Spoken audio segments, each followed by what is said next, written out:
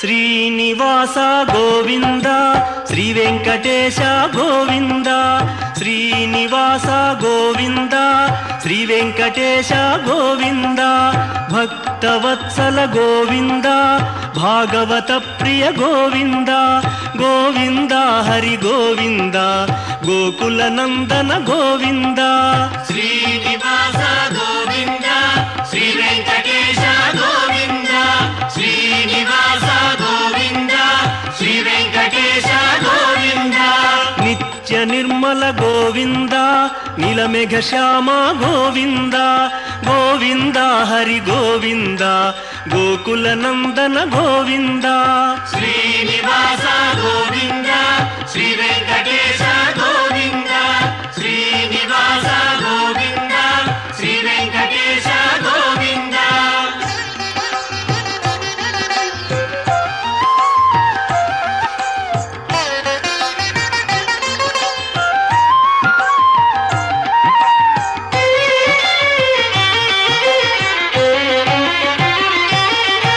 పురాణ పురుష గోవింద పుండరీకాక్ష గోవింద గోవింద హరి గోవింద శ్రీ వెంకటాచలాధీశం శ్రియాధ్యాసిత వక్షసం శ్రితచేతన మందారం శ్రీనివాసం అహం భజే శ్రీ వెంకటాచలపతిం శ్రితపారిజాతం వాగీశ ముఖ్య సురవందిత పాదపద్మం పద్మావతి హృదయ పంకజ లోలభృంగం ప్రస్తౌమి సంతతమహం పరిపూర్ణ భక్త్యా. వెంకటాద్రి శిఖరాలలో వేంచేసినటువంటి వేదవేద్యుడు వెంకట విభుడు, ఆ శ్రీమన్నారాయణుడు సప్తగిరి సార్వభౌముడు, సప్తాశ్వరథమారూఢం అన్నట్లుగా ఆ సప్తాశ్వాలతో నడిచే సూర్యుడిని నియమించేటువంటి వాడు, చంద్రసూర్యులే నేత్రాలుగా కలిగినటువంటి స్వామి. ఈ రథసప్తమి మహాపర్వ సందర్భంగా స్వామివారికి చక్రస్నానం అపురూపంగా జరగబోతోంది. ఈ చక్రస్నానం అన్ని రోజులు కాదు, బ్రహ్మోత్సవాలలో చిట్ట చివరిగా. అలాగనే మనకు కనిపించేటువంటి ఆయా రోజులలో భాద్రపద మాసంలో ఆ చతుర్దశి, అనంత పద్మనాభ చతుర్దశి, ఆ రోజున మరలా ఈ రథసప్తమి రోజున ఇలాగా మనకు ఈ చక్రస్నానం జరుగుతూ ఉంటుంది. ఈ విశేషాలని మనం చక్కగా గ్రహిస్తే స్వామికి ప్రతిరూపమైనటువంటిదే చక్రం అనేటువంటిది. ఈ చక్రం సుదర్శనం, సుదర్శన మహాజ్వాల కోటి సూర్య సమప్రభ అని చెప్పడం జరుగుతూ ఉంటుంది. అవబృధ స్నానంతో సమానం ఇది. దానికి ముందుగా స్నపన తిరుమంజనాన్ని చేయటం జరుగుతుంది. సుదర్శన చక్రం స్వామి చేతిలో ఉంటుంది, కాలానికి సంకేతం అన్నారు.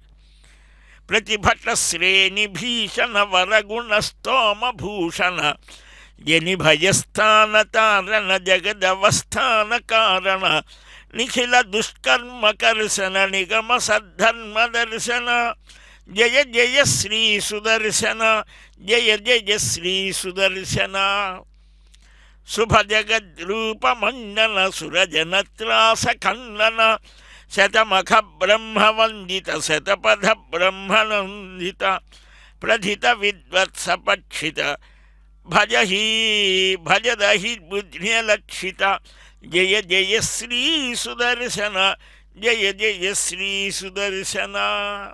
ఈ సుదర్శన అష్టకం మహానుభావుడు వేదాంతాచార్యులు అనుగ్రహించినటువంటి చక్రమా అంబరీషుణ్ణి అనుగ్రహించింది. ఎంత అద్భుతమైనదో! ఆ సుదర్శనులు చక్కగా ఆ నారాయణుని చేతిలో ఉండి దుష్ట శిక్షణ చేస్తాడట. ఈ తిరుమల క్షేత్రంలోనే శిలాతోరణానికి దగ్గరగానే ఉంటుంది చక్రతీర్థము అని. అక్కడ ఒకప్పుడు పద్మనాభుడు అనేటువంటి ఒక ఋషి తపస్సు చేస్తూ ఉంటే ఆయనను రాక్షసులు బాధిస్తూ ఉంటే ప్రార్థించారట. ఆ చక్రాన్ని పంపించాడు. ఆ రాక్షస మర్దనం చేస్తోంది. అప్పుడు నా పేరుతో ఇది ప్రసిద్ధం కావాలి అనే భావనలో ఉన్నప్పుడు దాన్ని చక్రతీర్థం అని ప్రతి సంవత్సరం కూడా ఆ చక్ర తీర్థం ఆ రోజున పద్మనాభుడిని అనుగ్రహించిన రోజున జరగటం ఈ తిరుమల క్షేత్రంలో ఒక ప్రత్యేకత. నారాయణుడికి 8 భుజాలు 8 ఆయుధాలు కూడా కొన్ని స్థానాల్లో చూపిస్తాడు. చతుర్భుజుడుగానే మనకు దర్శనమిస్తాడు. అదిగో శంఖచక్ర గదా శోభితుడైనటువంటి స్వామి యొక్క చేతిలోని చక్రం పరమాత్మ స్వరూపమే. ఛత్ర చామర ఆ గజ అశ్వాది దళములతో ఒక మహారాజుగా సార్వభౌముడుగా తిరుమల సార్వభౌముడు వాద్య విశేషాలతో భక్తుల గోవిందనామ సంకీర్తనలతో స్వామి పుష్కరిణి తీరానికి విచ్చేయటం జరుగుతుంది. ఈ సుదర్శన చక్ర వైభవాన్ని మనకు భాగవతంలో కూడా దర్శిస్తాం. ఈ అంబరీష చక్రవర్తి తపస్సు చేశాడు. ఏమిటా తపస్సు? ఏకాదశి వ్రతాన్ని దశమీ దినమారభ్య అని స్కాందంలో పద్మపురాణాదులలో చెప్పినట్లుగా దశమి, ఏకాదశి, ద్వాదశి త్రిదినపూర్వకంగా ఆయన ఆ వ్రతాచరణ చేస్తే ఒకానొక సమయంలో ఆ దీక్షాంతంలో దాన్ని ముగిద్దామనుకుంటాడు సంవత్సర కాలం. ఆ చిట్ట చివరిలో బ్రాహ్మణులకు పాలన చేద్దాము అనుకునే సమయంలో దుర్వాసులు వచ్చాడు. ఆయన గొప్ప మహర్షి యోగి కదా, వచ్చినటువంటి అతిథిని ఆహ్వానించాడు. సరే, మధ్యాహ్నం అయింది కదా, నేను మాధ్యాహ్నికం మహానుభావులు త్రికాలాలలో కూడా సంధ్యా వందనం చేస్తారు. సంధి సమయం నేను స్నానం చేసి వస్తానన్నాడు. వెళ్ళినవాడు అనుష్ఠానం చేసుకుంటూ కూర్చుండిపోయాడు. ద్వాదశి వెళ్ళిపోతుంది, పాలన చెయ్యాలి, అయ్యో వ్రతం ఎలాగా అని ఉన్నటువంటి వేళలో సలిల భక్షణంబు సమ్మతంబు పండితుల్ని అడిగాడు. ఆ శ్రీవారి పాదతీర్థం తీసుకో, అది ఆహారం తీసుకున్నట్టు కాదు, తీసుకోనట్టు కాదు, తీసుకోవయ్యా అంటే ఆ తీర్థం అలా తీసుకున్నాడో లేదో ఊడిపడ్డాడు దుర్వాస మహర్షి. అతిథిని అగౌరవపరిచాడన్నాడు. ఆ జటని ఆ జటాధూటం నుంచి ఒక జడని పీకి ఇసిరి కొట్టాడు. కృత్య అనే శక్తి పుట్టి. అష్టసిద్ధులు అనేటువంటివి దేనికి ఉపయోగించాలి? మనకుండే ఏ శక్తులనైనా ఏ సిద్ధులనైనా ప్రజలకు ఉపయోగపడేట్టుగా ఉండాలి. ఆ శ్రీహరి భక్తులను అనుగ్రహించేటువంటి నారాయణుని యొక్క సేవ చేయాలి. అత్యంత వేగంగా అదిగో చక్రతాళ్వారు సాగుతూ ఉన్నాడు ఆ పుష్కరిణి తీరానికి. ఈ స్వామి పుష్కరిణి తీరంలోనే మహానుభావులు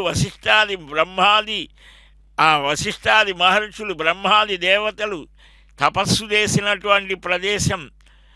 సరే, ఇలాగ ఒక వ్రతం చేస్తాను అని అంటే కృత్యని ప్రయోగిస్తే ఎప్పుడో శ్రీనివాసుడు ఆ నారాయణుడు చక్రాన్ని ఆ భక్త రక్షణ కోసం నమే భక్త ప్రణశ్యతి అని కదా, నా భక్తుడు ఎప్పుడు నశించడు అని ప్రతిజ్ఞ చేశాడు ఆయన.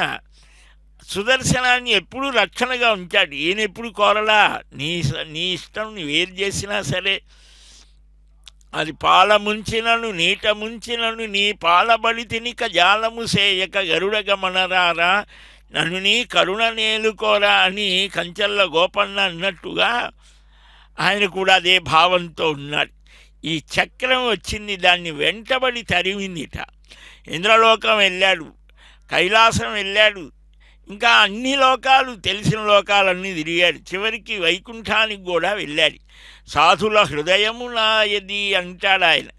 నేనేం చేయలేనయ్యా, సత్పురుషులు నన్ను, మహానుభావులు మహాత్ములు బంధించేస్తారు వారి హృదయంలో. వారు చెప్పినట్టు నేను చేస్తాను, నేనేం చేయలేను పొమ్మంటాడు. ఎవరినైతే నువ్వు బాధించాలనుకున్నావో అక్కడికే పొమ్మంటాడు. వేసారి తిరిగి మళ్ళా మరీషుడి దగ్గరికే వస్తాడు. అప్పటిదాకా 1 సంవత్సర కాలం గడిచిపోతుంది. ఇంతకాలము కూడా ఆయన మంచినీరు కూడా త్రాగలేదు. అయ్యయ్యో, ఆ దుర్వాసుడికి ఏమైందో ఎదురు చూస్తూ ఉంటారట. అలాంటి సమయంలో తిరిగి వస్తే అప్పుడు ఆ చక్రమా అని అన్నమయ్య కూడా స్తుతిస్తాడు. అలాగా ఆ చక్రాన్ని స్తుతిస్తే అప్పుడు శాంతించింది సుదర్శన చక్రమని, ఆ సుదర్శన నారసింహమని. ఇలాగ మంత్రశాస్త్రంలో సుదర్శన ఉపాసకులు మహానుభావులు చాలా గొప్పగా వారి యొక్క మహిమలని కూడా మంత్రశాస్త్రవేత్తలు చెబుతారు. ఆ సుదర్శన చక్రం అనేటువంటిది కాలానికి సంకేతమని, ఆ శంఖం అనేది జ్ఞానానికి సంకేతంగా చెప్తారు. అట్టి చక్ర తాళ్వారుని ఆశ్రయిద్దాం.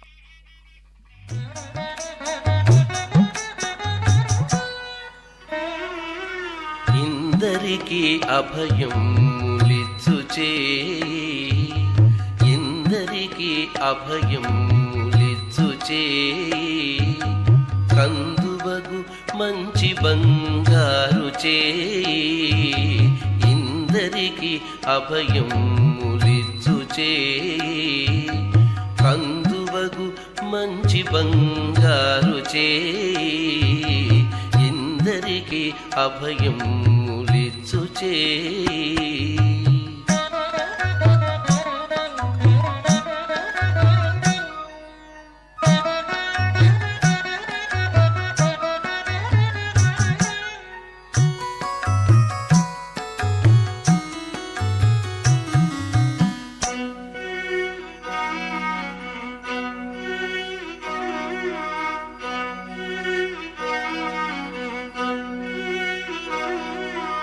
వెలలేని వేదములు వెదకి తెచ్చిన చేయి, చిలుకు గుబ్బలి క్రింద చేర్చు చేయి.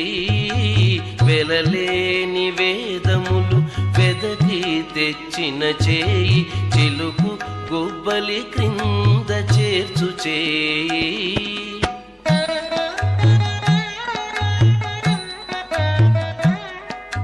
కలికియకు భూకాంత కౌగిలించిన చేయి, వలనైన కొనగోళ్ళ వాడి చేయి.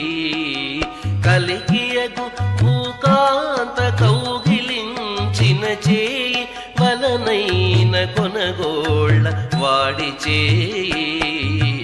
ఇందరికీ అభయములిచ్చు చేయి, కందువగు మంచి బంగారు చేయి, ఇందరికీ అభయములిచ్చు చేయి.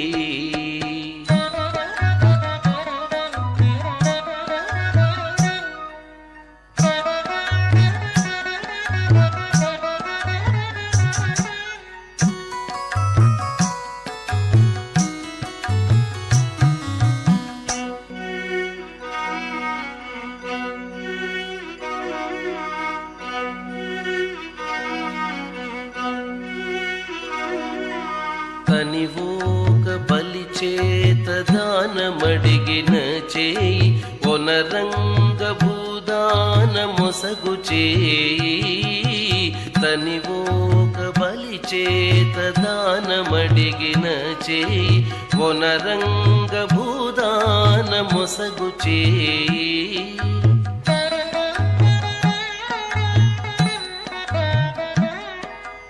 మొనసి జలనిధి అమ్ము మొనకు తెచ్చిన చేయి ఎనయనాగేలు ధరించు చేయి మొనసి జలనిధి అమ్ము మొనకు తెచ్చిన చేయి ఎనయనాగేలు ధరించు చేయి ఇందరికి అభయం ములిచ్చు చేయి కందువగు మంచి బంగారు చేయి ఇందరికి అభయం ములిచ్చు చేయి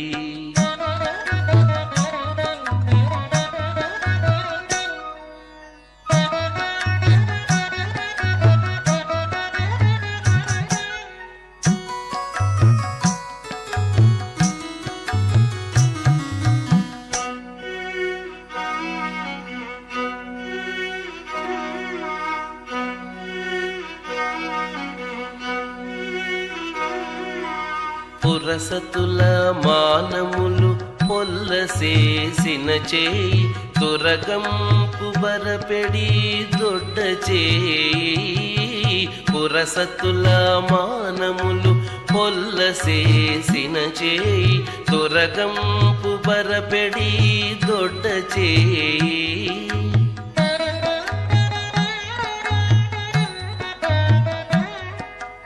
తిరువేంకటాచలాధీశుడై మోక్షంబు తెరువు ప్రాణులకెల్ల తెలిపిడి చేయి తిరువేంకటాచలాధీశుడై మోక్షంబు తెరువు ప్రాణులకెల్ల తెలిపిడి చేయి ఇందరికి అభయం ములిచ్చు చేయి కందువగు మంచి బంగారు చేయి ఇందరికి అభయం ములిచ్చు చేయి కందువగు మంచి బంగారు చేయి ఇందరికి అభయం అందరికీ అభయాన్ని ప్రసాదించేటువంటి అమృత హస్తంతో కూడినటువంటి స్వామి ఆ దేవదేవుడు సుదర్శన చక్రాన్ని చేతిలో ధరించాడంటే భక్తులకు అభయప్రదానమే. గంగాది తీర్థజనక పాదపద్మం సుతారకం శంఖచక్రాభయకరం శ్రీనివాసం భజే నిశం ఆదిత్య పురాణం చెప్తారు. అదిగో అంగరంగ వైభవంగా ఆ సుదర్శన పెరుమాళ్ళు, ఆ చక్రతాళ్వారు, అర్చక స్వాములు చక్కగా ఆ స్వామికి ప్రతిరూపమా ఓ చక్రమా స్వాగతం అన్నట్లుగా తీసుకొని వస్తూ ఉన్నారు. ఈ స్వామి పుష్కరిణి సరస్వతీ నది తపస్సు చేసి దీనిలో సర్వదేవతలు సర్వ ఋషులు మహర్షులకు మాన్యత కలగాలి. ఈ స్వామి పుష్కరిణి మార్గశిర శుద్ధ ద్వాదశి తీర్థముక్కోటి అన్నారు. ఆ రోజు గంగాది సర్వతీర్థ జలాలు కూడా ఇక్కడ ఆవహిస్తాయి. 3.5 కోట్ల తీర్థాలు అని. అందుకనే స్వామిత్వాన్ని పొందుతోంది కాబట్టి ఇది స్వామి పుష్కరిణి, సర్వనదులకు స్వామిత్వం కలిగి ఉంటుంది. అందువలనే ఇక్కడనే ఆ బ్రహ్మాది దేవతలు, శంఖన మహారాజు వీరంతా తపస్సు చేశారని వస్తారు. అలాంటి ప్రకృతి సిద్ధమైనటువంటి పరమ పావనమైనటువంటి ఈ స్వామి పుష్కరిణిలో 9 తీర్థాలు ఉన్నాయి. ఇంద్రతీర్థం, అగ్నితీర్థం, ఇలాగా 9 తీర్థాలతో మిశ్రితమైనటువంటిది. 3.5 కోట్ల తీర్థాలతో కలిసినటువంటి ఈ పరమ పావనమైనటువంటి స్వామి పుష్కరిణి తీరంలో అదిగో ఆ జల రూపంలో ఉన్నటువంటి నారాయణుడు, ఆ జలస్వరూపుడు. నారములు అంటే జలము, నీరు అని, జీవులు అని అయనం అంటే స్థానం, జలములే స్థానముగా కలిగినటువంటి వాడు నారాయణుడు. అదిగో ఆ జలరూపి అయినటువంటి నారాయణుడు, చక్రరూపి అయినటువంటి ఆ స్వామి. విశ్వతో వృత్వా అత్యతిష్ఠత్యశాంగులం పురుషజే వేదగో సర్వం యద్భూతం యచ్చ భవ్యం ఉదామృతత్వస్యేషానః యదన్నేనాతిరోహతి ఏతావానస్య మహిమా అతోధ్యాజాగుశ్చ పాదోస్య విశ్వభూతాని త్రిపాదస్యామృతం దివి త్రిపాదోర్ధ్వోదయత్ పురుషః పాదోస్యేహ భవాత్ పునః తతో విశ్వం వ్యక్రామత్ సాధనానశనే అభి తస్మాత్ విరాడ జాయత విరాజోధిపురుషః స జాతోత్యరిచ్యత పశ్చాత్ భూమిమథో పురః యత్పురుషేణ హవిషా దేవాజిజ్ఞమతన్వత వసంతో అస్యాసీదాజ్యం గ్రీష్మ ఇద్మః శరద్ధవిః సప్తాస్యాసన్ పరిధజః త్రిసప్తధమిధః కృతాః దేవాజిజ్ఞం తన్వానాః అభద్రన్ పురుషం యజ్ఞం బర్హిషి ప్రోక్షన్నో పురుషం జాతమగ్రతః తేన దేవాయజంత సాధ్యార్షజశ్చజే తస్మాత్ యజ్ఞాత్ సర్వ సంభృతం వృషదాజ్యం అశోకస్తాకశ్చక్రే వాజవ్యాను హారణ్యాన్ గ్రామ్యాశ్చజే తస్మాత్ యజ్ఞాత్ సర్వ రజసామాని జజ్ఞిరే ఛందాగోసి జజ్ఞిరే తస్మాత్ యజస్తస్మాదజాయత తస్మాదశ్వాజాయంత ఏకేచో భజ గావో జజ్ఞిరే తస్మాత్ తస్మాజ్జాతా జావజః యత్పురుషం యదధు కతిధావ్య ముఖంగిమస్య కౌ బాహు కావోరోపాదావుచ్యేతే బ్రాహ్మణోస్య ముఖమాసి బాహురాజన్యః కృతః ఊరోదదస్య జద్వైశ్యః పద్భ్యాగో శూద్రాజ చంద్రమా మనసో జాతః చక్షో సూర్యోజ ముఖాదింద్రశ్చాగ్నిశ్చ ప్రాణాద్వాజురజాయత నాభ్యాసీదంతరిక్షం శీర్ష్ణోద్యౌ పద్భ్యాం భూమిర్దిశశ్రోత్ర తథా లోకాగమ్మ కల్పయన్ వేదాహమేతం పురుషం ఆదిత్యవర్ణం తమసస్తు పారే సర్వాణి రూపాణి విచిత్య నామాని కృత్వాభివదనో యదాస్తే ధాతా పురస్తాద్యముద చక్రః ప్రవిద్వాన్ ప్రతిశశ్చదస్రః తమేవం విద్వాన్ అమృతజిహ భవతి నాన్యః పంథా అజనాయ విద్యతే యజ్ఞేన యజ్ఞమయజంత తాని ధర్మాణి ప్రథమాన్యాసన్ దేహనాగం మహిమానః సజంతే యత్ర పూర్వే సాధ్యాः సంతి దేవాः అద్భ్యः సంభూతः పృథివ్యైరసాచ్చ విశ్వకర్మణः సమవర్త తస్య త్వష్టా విదధద్రూపమేది తత్పురుషస్య విశ్వమాజానమగ్రే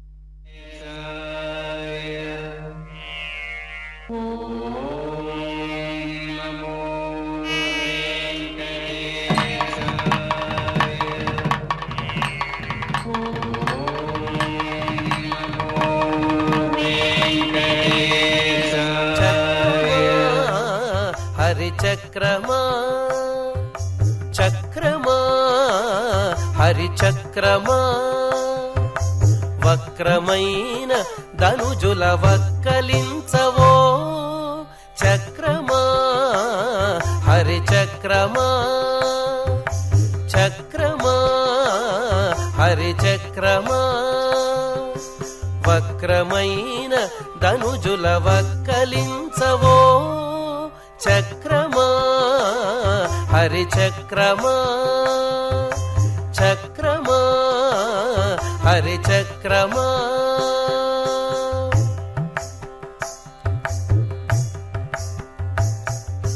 చుట్టి చుట్టి పాతాళము చొచ్చి